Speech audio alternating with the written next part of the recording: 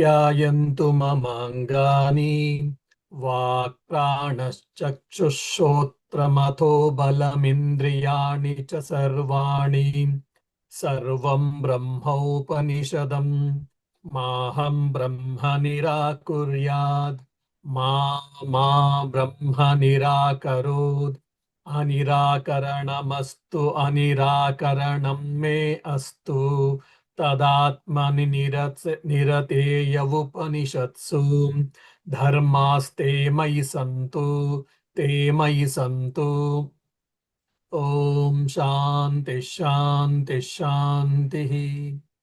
O Lord, please bless us so that we shall have a good health. May we shall not reject the Brahman. May not the Brahman reject us. And may we shall develop the values as discussed in the Upanishads. Om, peace, peace, peace. Dear devotees, so if you remember the Kenopanishad earlier class, last two classes, we were discussing the story. And if you see, very interestingly, the story deeply, it refers to the first 2-3 slokas of the Kenopanishad. The student asked, who was a well-versed or well-informed student, Keneshitam patati preshitam manaha.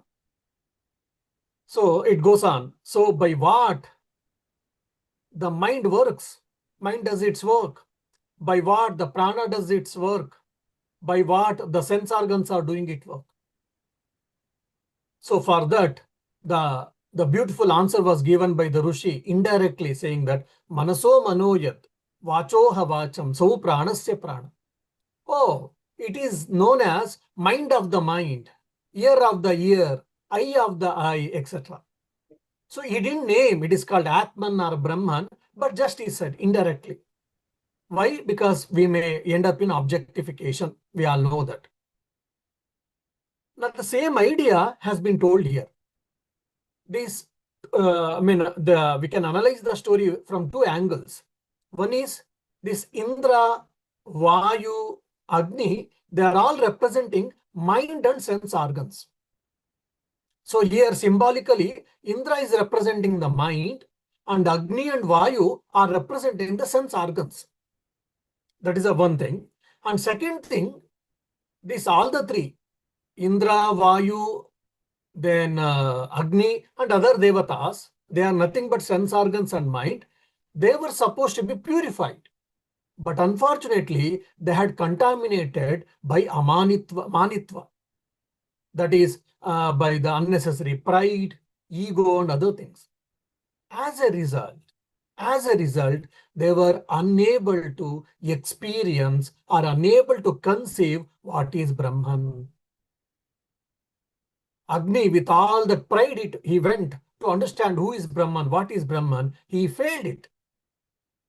And Vayu, he went and he tried to understand what is Brahman. He has got lot of capacity, lot of energy, intelligence, but everything went in vain. Now Indra also went. He disappeared once for all. Then he became humble and other things. So basically, he prepared himself. Oh, I think there's a mistake in me. As a result, it happened. So he humbled himself. Means what? He prepared his mind. The moment he prepared himself, then the Yaksha is appeared as Uma Haimavati. And she explained that. Well, who is that Yaksha, if you ask? It is none other than Brahman or Ishvara. So the sense organs are not able to understand, not able to experience the Brahman. Only the mind is the reflected consciousness. The mind can only experience the Brahman, that too as a part of reflective consciousness, provided if the mind is pure. So that sublime truth, such a great truth, philosophy has been explained through this story. So if we can understand the stories, we all enjoy the story, no doubt. And even there are dramas has been played based on this and all. That is a fine, but there is a very deep meaning in the Upanishadic stories. So sense organs cannot conceive the Brahman, no doubt. Only mind can go very near to it, that's it. And provided if the mind is pure, because the sense organ is, there is no question of sense organ whether pure or impure. Only mind can be pure or impure. You see, oh, your eye is very bad eye, your ear is bad ear. We don't say. Of course, if your, I mean, the health of the eye or the ear is not there, then you can say he or she has got a bad ear. We can say because of the hearing capacity has come down. But otherwise, pure and impure sense organs, we don't say. Only we say pure mind, impure mind. Pure feelings, impure feelings. Pure thoughts, impure thoughts. Everything is what? Pertaining to the mind. So mind only can be pure and impure, not the sense organs. And the moment the mind is pure, then it can reflect the consciousness. It means what? It can comprehend the consciousness. It can understand, or rather, understanding is a not wrong, right word. It can experience the consciousness to a certain extent. That is the beautiful story. That is the beautiful philosophy behind this story. Okay. So now, Vayu and Agni, they were unable to understand. They came with the failure. And Indra came with that pride, but Indra also failed. And now Indra has humbled. Till then, we saw the story. And this is the fourth chapter. In the fourth chapter, first three verses, three mantras, actually it should be connected to the earlier chapter only. Means the story continues still. So we will see. Sa brahmeti ovacha brahmano va etad vijaye mahi yadvamati tato haiva vidanchakara brahmeti. Sa means what? This is actually feminine. Sa means it is a feminine word. Sa means here Uma Aimavati. Sa Hovacha. Hovacha means Ha Uvacha. Said. She said. She said means what? That is Uma Aimavati said, because Indra was trying to know who is this Yaksha, who is this Yaksha. For that question, Sa Hovacha, Sa Ha Uvacha. She said, she replied to the query of the Indra. What did she reply? Brahmeti. Brahma iti.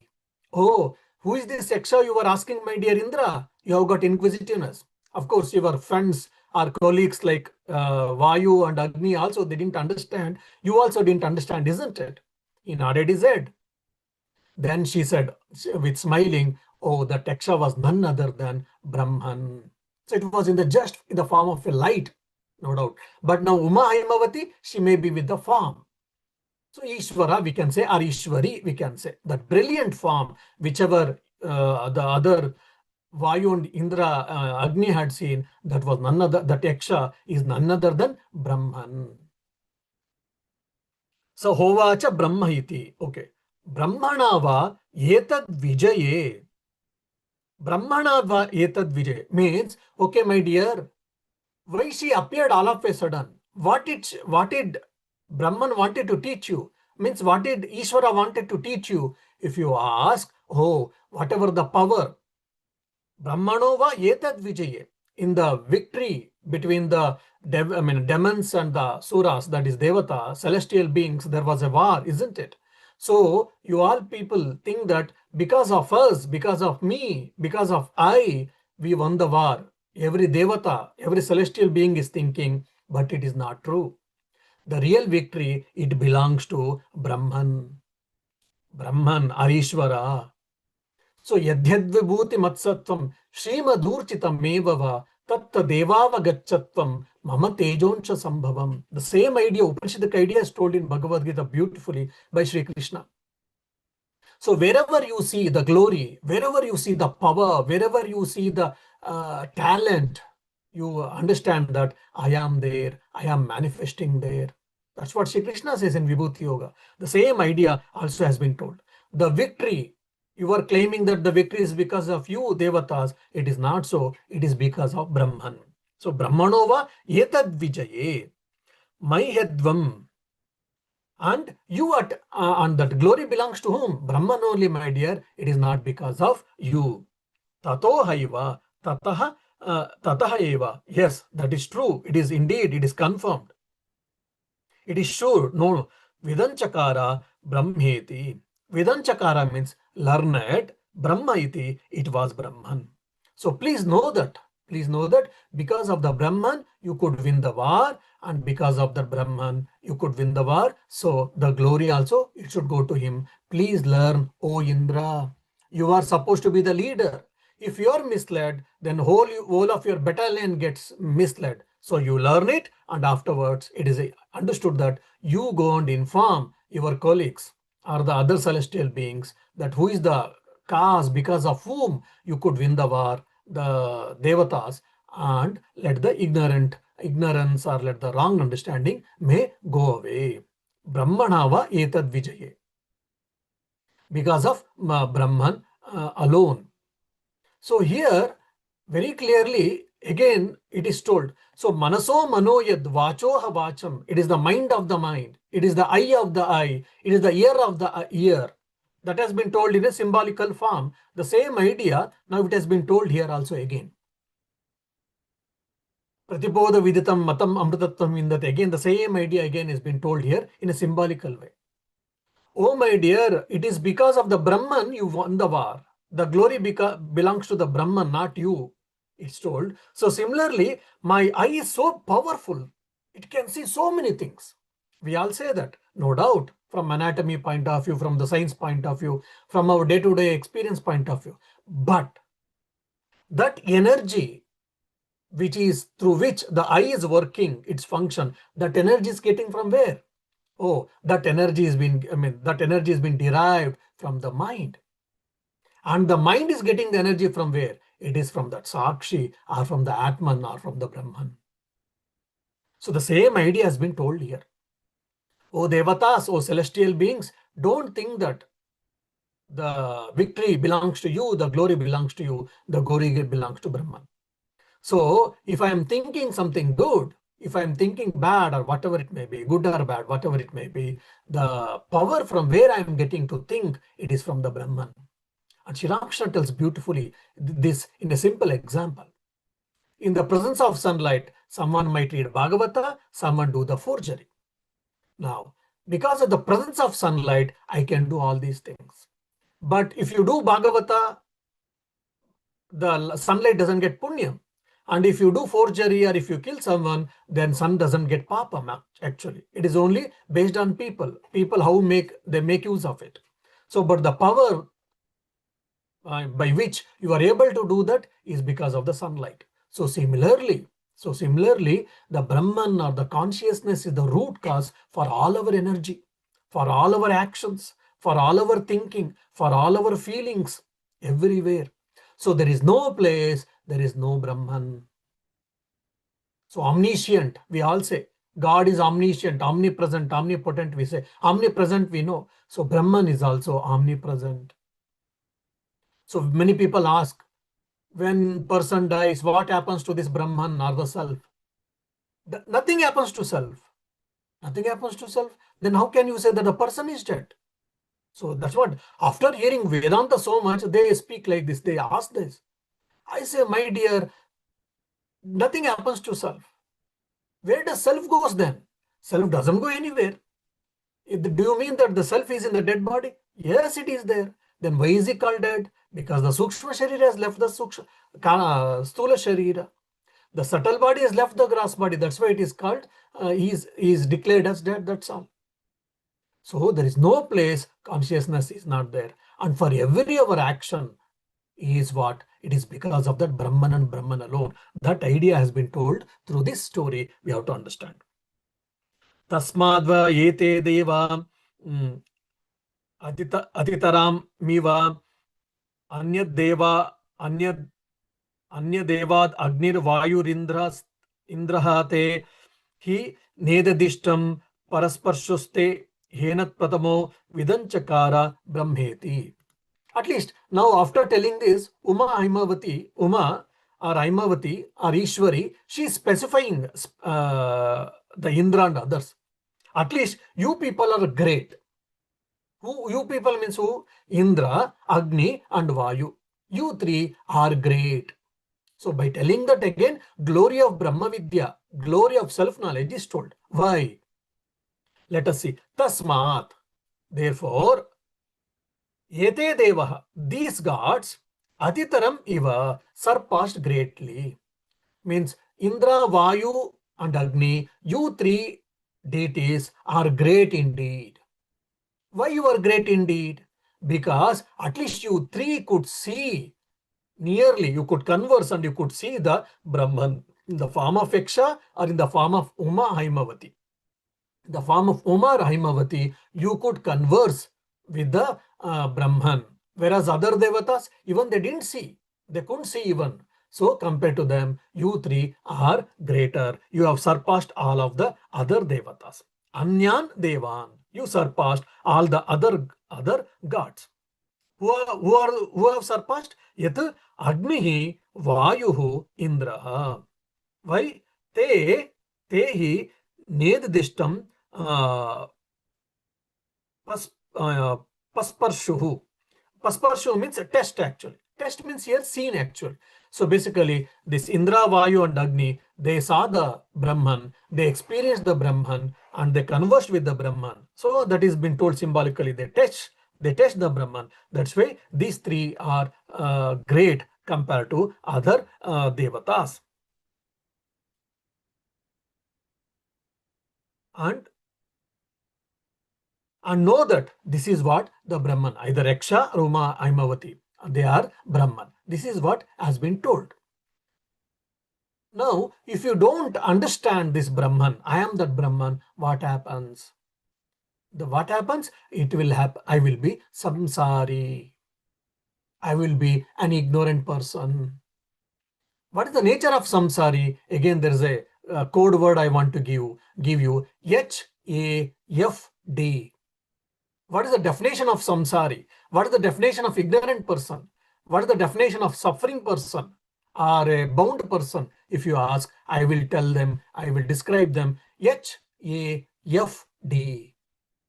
H stands for helplessness, A stands for anger, F stands for frustration, D stands for depression. If you see in the present day society or in any time also, we either of this will be manifested in our lives, in our personality at some point of time. If not all the time, most of the time. Helplessness. Because of wife, husband feels helpless. Because of husband, wife feels helpless. Parents feel helpless because of children's activity. Children feel helpless because of parents' discipline or too much domination or whatever. That's the one way. The other is, I'm becoming old. I'm becoming helpless because of the age-old problems. So much so. Anger. I want to do this. I want to enjoy this. People are not allowing. I may be anger. Frustration and depression. All these things are typically the qualities of the samsari. Many people get frustrated. Why? Because of the weather. Now autumn is getting almost over. Winter is getting started. So no lack of sunlight, lack of daylight, and wetty weather. At least in Ireland, wetty weather, cloudy weather, windy weather. People go into depression. Many people ask me, how can you be happy in this type of weather? I say, because that is what Isha Srushti, Ishvara Srushti, you have to accept. If you don't accept, simply there will be unnecessary frustration and depression. After knowing that, still people will have these problems. So this is the nature of the samsari, nature of the ignorant person. But when you experience, I am that Brahman, or in other language, when you remove this, I am the body and mind, and when you claim that I am the self, then you will be, this HAFD will go away, will get away. Now these three, Agni, Indra and Vayu, at least they have surpassed other gods. Why? Because they could converse, they could see the Brahman.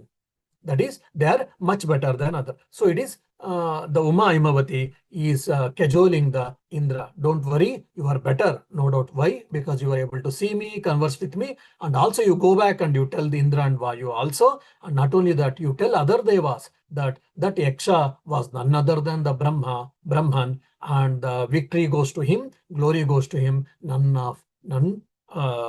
it doesn't go to any one of you.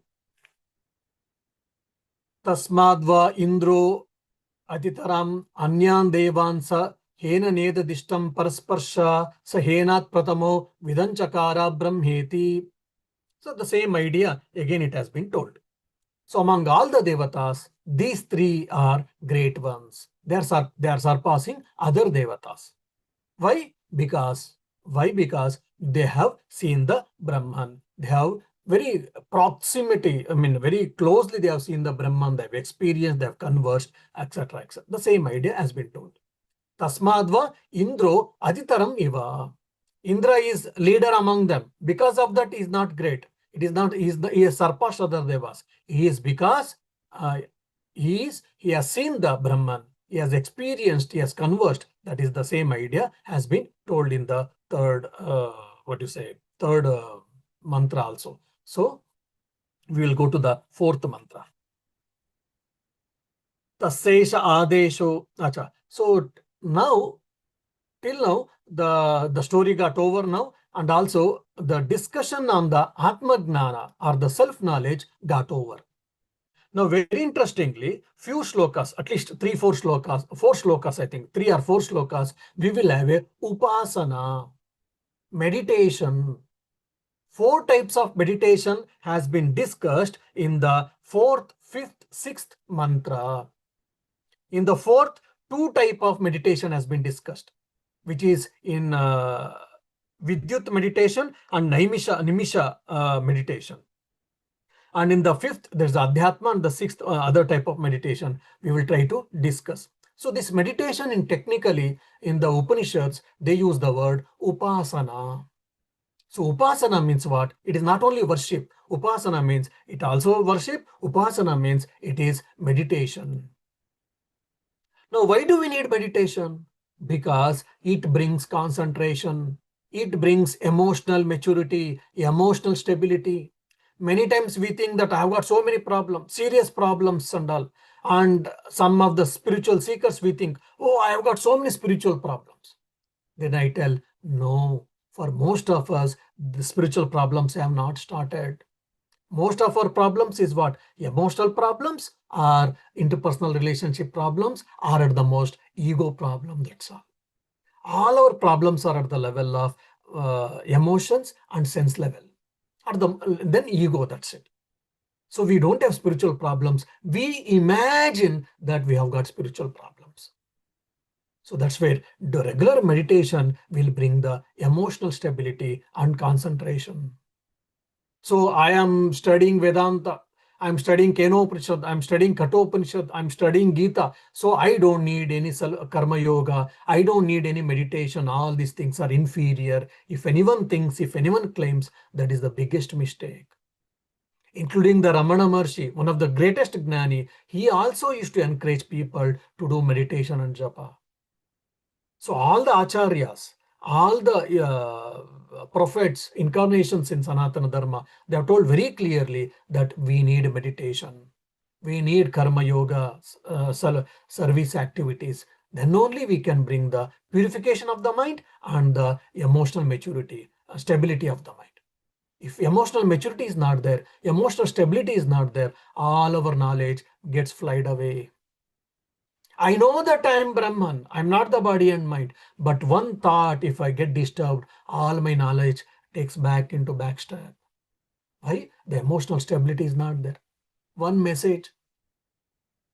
There's a interesting joke actually. Once, in one of the, in India, in one of the ashrama or temple premises, there was a beautiful Vedanta lecture was going on. There were quite a few people they have come, and they were sitting seriously. They were listening to it. Now imagine in India, when you go to ashram and temples and all, generally you leave your footwear at the entrance or at the slipper stand, which is supposed to be at the entrance, so you leave and go. And one lady, she became so serious, and she was thinking something. Then the guru or the teacher thought, how she's so serious and about Vedanta and other things. He got carried away. He was feeling so happy about her. Then afterwards, after the class, immediately she got up and she was at rush to get out. Then The teacher, the guru was thinking, Tillu, she was so intent. She was something, she had merged himself. She had completely merged in Vedanta teaching. That's what I felt, I understood. Now, as soon as the class over, she's at running. How can it happen? Then somehow he managed to catch her and said, what is the matter? During the class, you were thinking so beautifully, you were so nicely, you were hearing. That's what I thought. And now after the class, immediately you were getting up and going away so fast. What is the matter? She said, Swamiji, today while coming, yesterday I purchased a new slippers. And I had kept in my mind while coming to temple, I should get the old slippers, not the new slippers. But I forgot with absent-minded. I wore the new slippers and I came and I left it. Now I was a bit worried if someone might take his slippers. That's the reason as the class over now, immediately I'm going and rushing and I'm going to see whether my slippers are there or not. With the brand new slipper, they are costly. Then what were you doing during the class? Oh, I was thinking what will happen to my slippers. I was praying to God, let my slippers let it not happen to anything to my slippers. Then the guru thought, oh my dear, please go get lost. He said, you see, she knows that I am the Brahman, not the body and mind. But that emotional stability has not come, that maturity has not come. Her mind was carried over just for the pair of slippers. This can happen for all of us. So purification of the mind and stability of the mind, emotional stability is required. Many times the people say, Swamiji, when we come to ashram, when we hear your lectures, everything is beautiful. Everything looks so nice, everything perfect. But afterwards, no. Why? Because of lack of purification of mind, lack of stability of mind, or rather lack of prepared mind. Our mind is not prepared. That's where knowledge is not able to retain. Knowledge has to be, Vedanta has to be understood and it has to be retained. Both is not happening for us. Why? Lack of purification of the mind and the stability of the mind. So that's where now after teaching the knowledge, if someone has got a question that my mind is not stable, if you have got this problem, my dear, then you try to do meditation. Because the Indian way of doing is first always they tell the best practice for the Uttamadhikari. Then after hearing you feel, oh my dear, I am not to that level, I have till little lower. Then Madhyamadhikari, if you say, then they will tell, okay, this is the spiritual practices. Then, oh no, even this is not, I'm still lower, Mandadhikari, I am just beginner. Then okay, this is the what. But if you see probably in the Western style, first they will tell for the beginners, then the intermediary, then they will tell the best. But somehow in the Indian way of style, it comes from top to bottom, from top side to down actually. So here, why Upasana has been told, if someone of you doesn't have the emotional stability, concentration to understand and to retain this, then you need Upasana meditation. That's why the Rishi is telling to the disciples, if you don't have meditation, mental stability, try to practice meditation. Let us try to understand now. Tasyaisha adesho yedetat vidyutoda iti niyam Niyamimishada Ityade Daivatam. Yeah, sorry for my wrong pronunciations here and there. Tasya, of that Brahman which is under discussion. Yeshaha Adeshaha. So this is the analogy or the instruction given by the Rishi or the Upanishad. What is that? Vidyuta Vyadyutat means Brahman is like flash. Flashing, lightning, we all know that, isn't it? So that is being told here. So Upanishad is giving lot of comparisons. The Brahman was compared to Yaksha. Now again it has been also compared into Ishwari is been named tried to describe as Uma and Haimavati, isn't it? So similar way, now this Brahman is also very difficult to comprehend. For that, mind has to be prepared and all. For the preparation of the mind, for the preparation of the mind, it has to be sensitive. It has to be sensitive. It has to be purified. It has to be stable and all. That sukshma shari, what do you say? Regulated mind or cultivated mind. For that we need the meditation and other spiritual practices. So let us see that what it is now here. Vidyuta means it is like a flashing. Why? Because the Atma Gnana doesn't come gradually, step by step, little by little. We achieve success not in one day. So if I become a millionaire, in one day I will not become millionaire. For so many years, 20 years, 30 years, 10 years, 50 years, I have to work. I have to do my business or whatever. Then I will get it. Now the 50 years of my sadhana, it is only preparation. But that Atma Gnana, whatever happens at that given moment, there's a flashing. At a moment, just in a spur of moment, it happens actually. To happen that in a moment, we need to do a lot of preparation. So that's why they have given this, what do you say, Vidyuta. Vidyutaha means lightening. So this types of meditations are called Adidaivata Upasana. Okay. Vidyuta and Vidyuta Vyaduta means flash of lightning. Vidyuta means lightning and Vyadyuta means flash. So Vidyuta Vyaduta means flash of lightning. So lightning comes always like flash, isn't it? So basically it is very brief and it is brilliant. It is brief and brilliant. We also, today science is trying to work out that can we produce electricity from that lightning, because it contains a lot of energy. We all know that. And it is brief. It will not happen for 5 minutes, 10 minutes, 20 minutes. Like yesterday, it was a full moon day. So how many hours we can get? So many hours of moonlight. But flashlight, flashing, it doesn't happen. It is very brief and brilliant. Lightning. So this has been told in the symbolical form here. So one can try to do meditation in the form of flash of lightning. By doing that, mind becomes concentrated and mind becomes sensitive. And that is what has been told. And also the flash of lightning is what that light also symbolizes the knowledge. Because even the flash of lightning, we can see things in and around us. So the Brahman also helps us to experience everything, isn't it? So that is symbolically it has been told. So it is not that I have to meditate on the lightning. I have to meditate on the flash of lightning. So just take it as a symbol and one can meditate on that God or the Brahman, which is the source of all the lights, which is the source of all the knowledge. And the second, so this is the lightening meditation. First one is, the second is called blinking meditation. Blinking also, you see, we don't blink, eyes for hours together. Just if you blink the eye, it is also like a flash. It is just a momentary, just a second or a two or so. So it is like a flash of light also. So basically all of them are imaginative, imaginations has been given to practice meditation. So naimi mishat. So nimesha means what? Nimesha means blinking. So chakshur nimesha. So just like you blink the eye, just similar that. So one can meditate on the Brahman. So these two type of meditations has been given.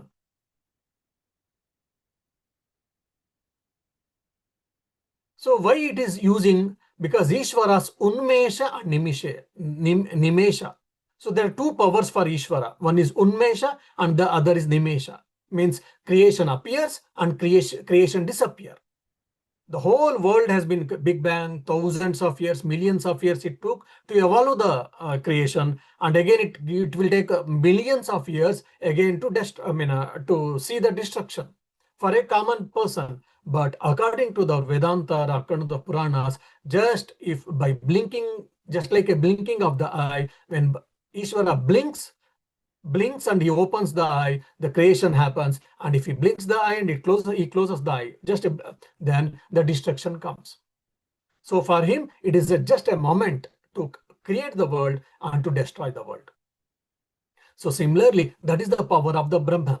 That is the nature of the Brahman. That is the power of the Brahman, and etc. So using this symbology as a symbol, one can meditate and experience the Brahman. And by meditation, how one can experience Brahman? It is only getting the emotional stability. Okay, we will see the fifth one.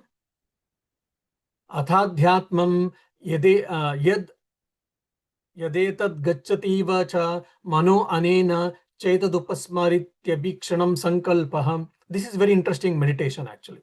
So this is a adhyatma upasana. So the other two meditation was adidaivata upasana, they say, and this is called adhyatma upasana. What is that? We can take our mind or our own thought as a symbol for the meditation. Now, we all know that sense organs are doing their functions, but in generally they're insentient. Then how they are able to perform action? Because they derive the energy.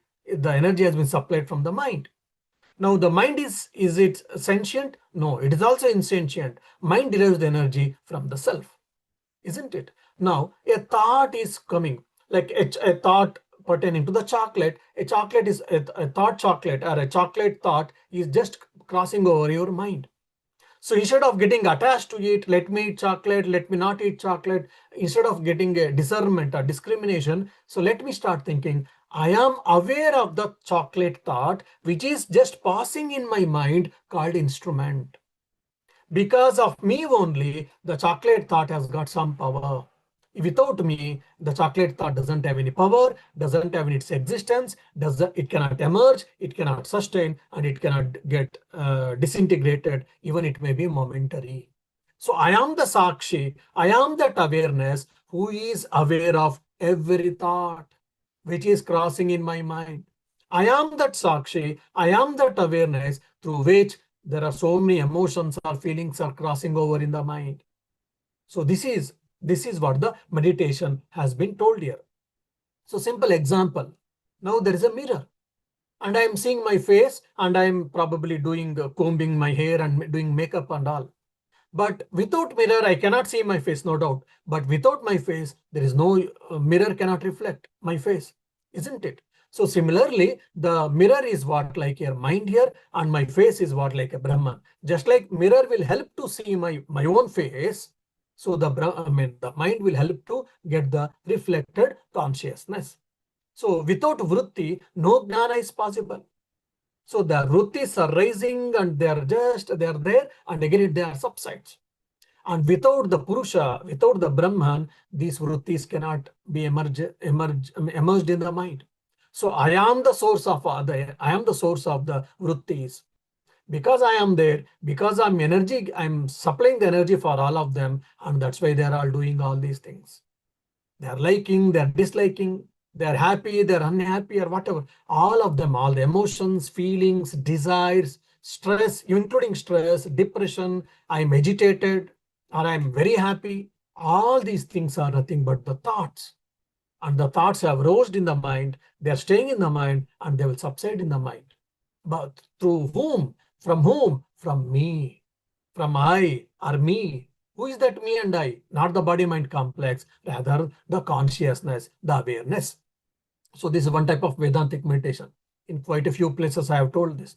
Any thought comes, then you take a Sakshi Bhava, witness Bhava, and start observing it, and the thought will subside. The thought will not have any strength that you can make yourself an experiment. So that has been told here. So yedetat manaha, the mind by revealing various objects, etad gacchati iva. So etad means here Brahman again. So because of Brahman, our reflected consciousness, all various objects are seen. And without this Brahman, the mind cannot act, and without Brahman, we cannot understand all these things. The same idea has been told in the fifth mantra. Atha, after this, Adhyatmam, means Adhyatmam is the type of meditation. Yati etat, means which is already known fact, established fact. What is that? Because of the Brahman. Gacchati iva eva manaha. Through the mind it goes, means the thoughts basically. Anena, and the mind of the spiritual aspirant, abhikshanam, repeatedly, upasmaranti, remembers. Yetat sankalpa, this Brahman, through the thought of the mind. So because of the mind only, all the actions are happening. Just try to understand, my dear. Try to experience this. See, so it is a one way of trying to understand the Brahman exists, Brahman can be experienced. This also has been told here. And how to control the mind, how to still the mind, if you ask, this is the Vedantic type. So you just start, don't meditate on any God, don't meditate on any object, just practice awareness, mindfulness, just observe your mind. Don't control your mind even, don't control your thoughts even, just observe. One thought might come, 5 thoughts might come, 10 thoughts might come, which may be of liking, which may not be of your liking, but still just observe, don't get attached. Then slowly, the thoughts will get subside and slowly your mind becomes still. But we have to be careful that we should not get attached to them. So this is a type of meditation. This is called thought meditation. So first two were lightning meditation and the second was blinking meditation. Now this third type of meditation was thought meditation. So let us see the fourth type of meditation in the sixth mantra. Tadha tadvanam nama tadvanam ityupasitovyam saya etadevam vedabi ainagam sarvani bhutani samvanchanti. So the fourth upasana is interesting is Guna Vishishta Brahma Upasana. So the Brahman with attributes. There are attributes to the Brahman, there is a glory. There are glories to the Brahman. So based on that, one can meditate. So Tadvanam. So Tadvanam, first of all, in the second word of the mantra is there. Tadvanam means what? It is the title of the Ishvara. Ishvara, Saguna Brahma, which what you say, reflects the glory. So what is that? Vanam means actually, Vanam means forest. There's a one, the standard meaning, we all know that. Here Vanam means adorable, subject to admiration. So Tadvanam means he is subject to admiration. Even Indra, Vayu, Agni, they all adored him. Isn't it? Means he was respected, he was adored, he was worshipped. Puja, Hara, we can say in Sanskrit. So Tadvanam means what? It is one of the attribute to the Brahman or Ishvara. Means he is adorable one. If the evening vespers we sing, in there for Sri Ramakrishna, Swami Vivekananda describes Jagabhushana. Means he is like the crown for the entire world, entire creation.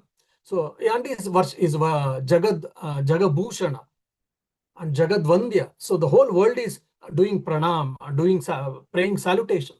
But Sri Ramakrishna has not been worshipped by everyone. How? Then how? Why Swami Vivekananda is telling there? Why? Because he has been adored by everyone means what? There Sri Ram, that particular word represents, resembles that Brahman. Brahman has been adored by everyone because of its power, because of its glory. So Tadvanam Nama. So all the power we are having, every one of us, either human being or animals, birds, insects, and the whole world, as it is doing its own process for all that, where there is an existence, where is the energy is getting, or even existenceness and the energy, it is all because of this Brahman, because of the Ishvara. That's why it's called Tadvanam. He is adorable, he is to be worshipped, he is worthy of worship. Then Tadha, first word, Tadha means, Tad means that Ishvara. So Tadha, Tadvanam Nama means he is adorable, that Ishvara is adorable ones, or is worthy to worship. So Tadvanam iti upasitavyam. Again, then the fourth word means may we meditate upon Ishvara, who is adorable one, who is worshipable one. And by doing this, what happens? You will get benefits. Materialistic benefit, if you ask, your mind becomes calm, you will get de-stressed. If you have got any other emotional problems, will be reduced, all these things. That's the one thing. Emotional stability, mental stability, concentration we get. And the other spiritual is because of the concentrated mind and stabilized mind, you can understand the Vedanta and you can retain your understanding, which helps to the finally removal of ignorance. These are the two benefits. And everyone has to meditate this. Everyone has to worship him, because of that they will become the worthy aspirants or worthy people to experience the Brahman. If you're otherwise, if you're not interested in God realization, self-realization, then also you can do meditation. Even today, everyone is speaking of meditation. Why? Because it gives you mental health, lot of unnecessary problems. It goes in Ayurveda. We get to what's upa. There are particular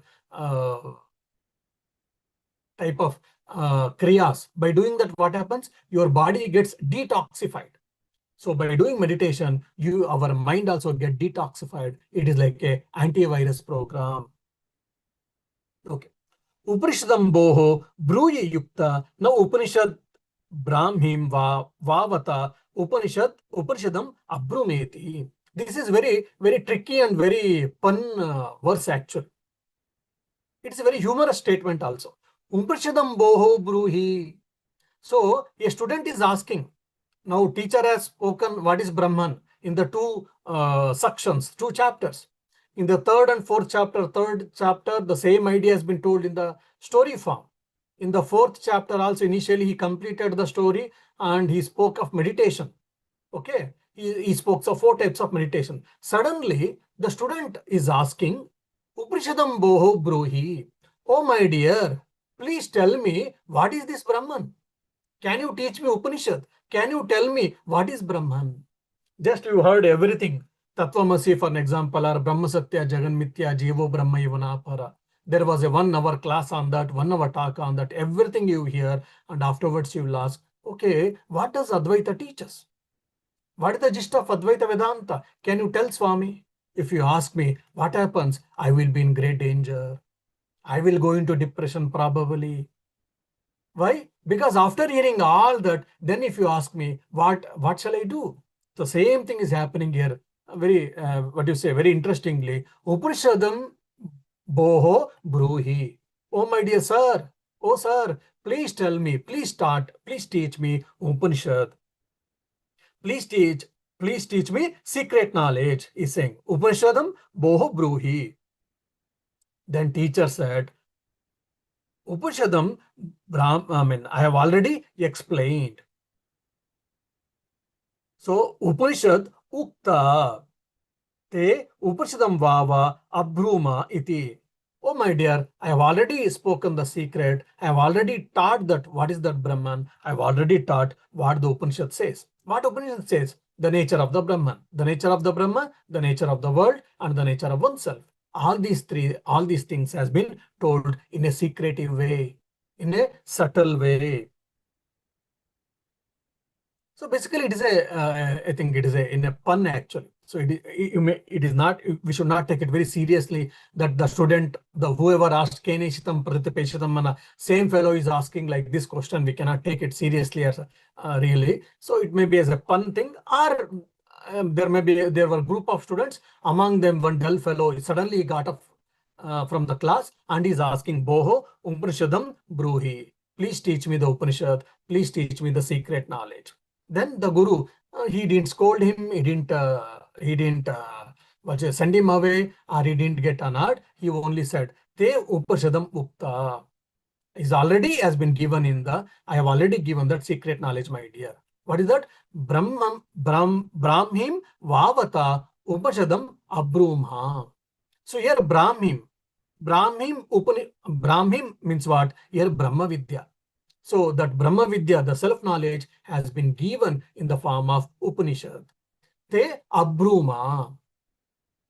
Te means to you, Abruma means it has already been taught.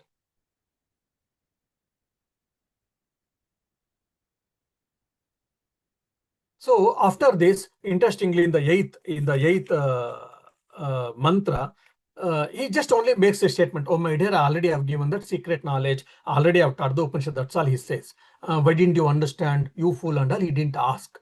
So probably was a good, very common sensible teacher. Looks like. In the eighth mantra, interestingly, he speaks of few values which has to be developed, because dharmaste mai santu in the Shanti mantra is there. So the dharma, the qualities, all these things has been told in the eighth mantra. Let us see. Tasya tapodamah karmeti pratishta vedaha sarvangani satyamayatanam. Okay. in the 8th mantra. So one has to develop. So now Gnana Yoga is over, Upasana Yoga is over, or Bhakti Yoga is over. Now he is speaking of Karma Yoga. Why do we need Karma Yoga? Because we need Karma Yoga for the purification of the mind.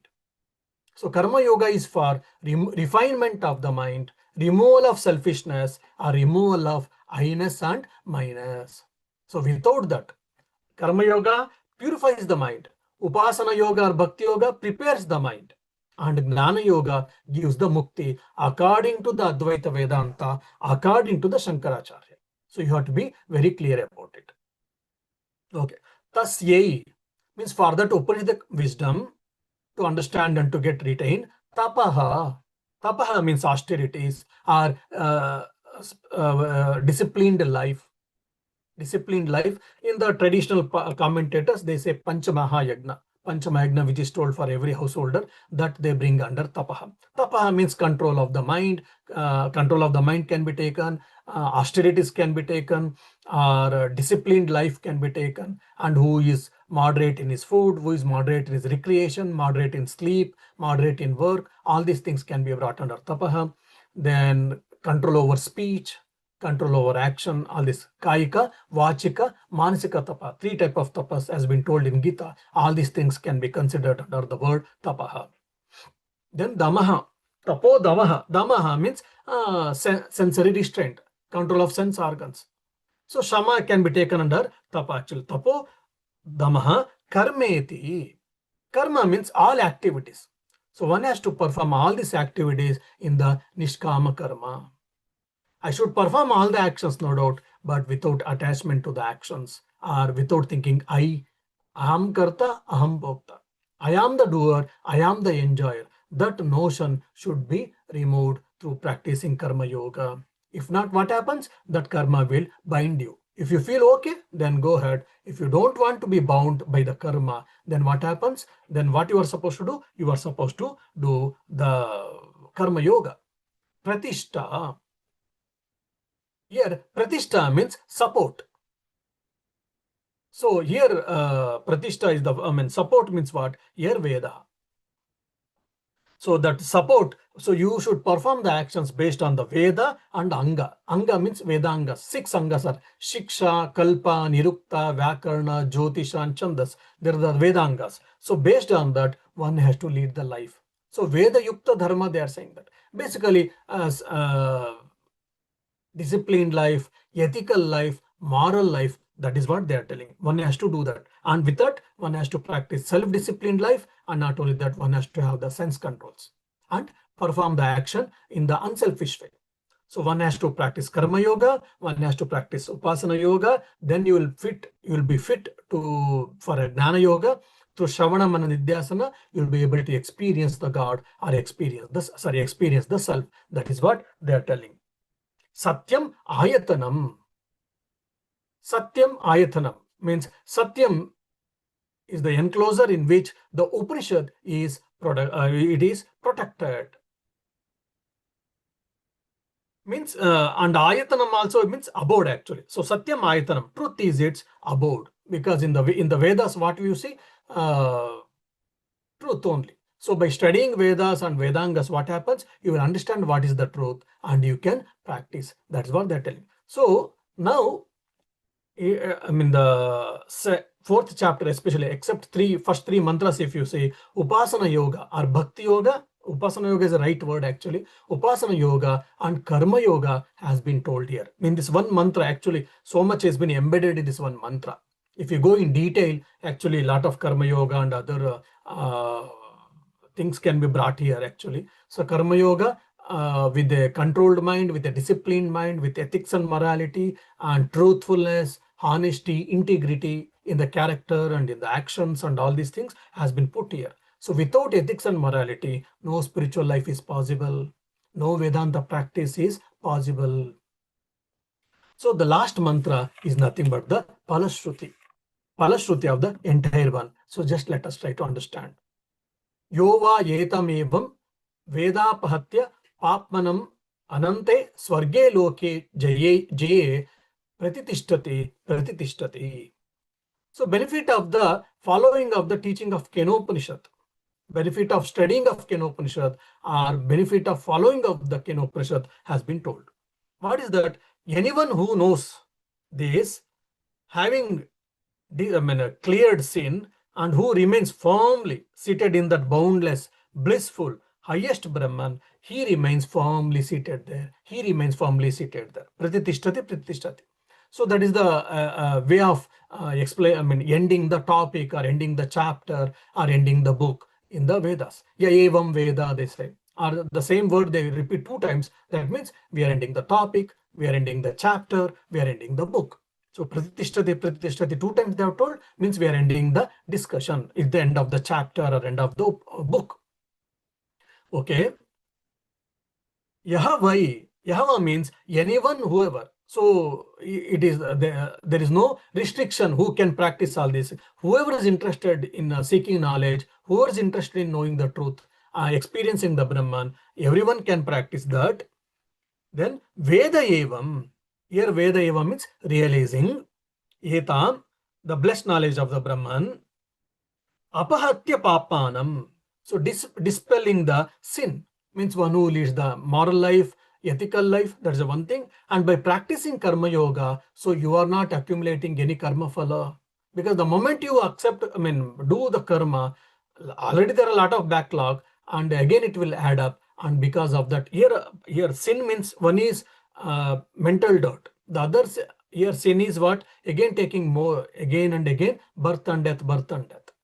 So that is also used, the commentator says, actually commentators say that. So one who has to practice karma yoga, purify the mind, and don't get entangled again with the fresh actions and its fruits. So pratitishthati anante.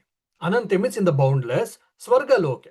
Here Swargaloke means actually Brahman actually. It is not the heaven actually.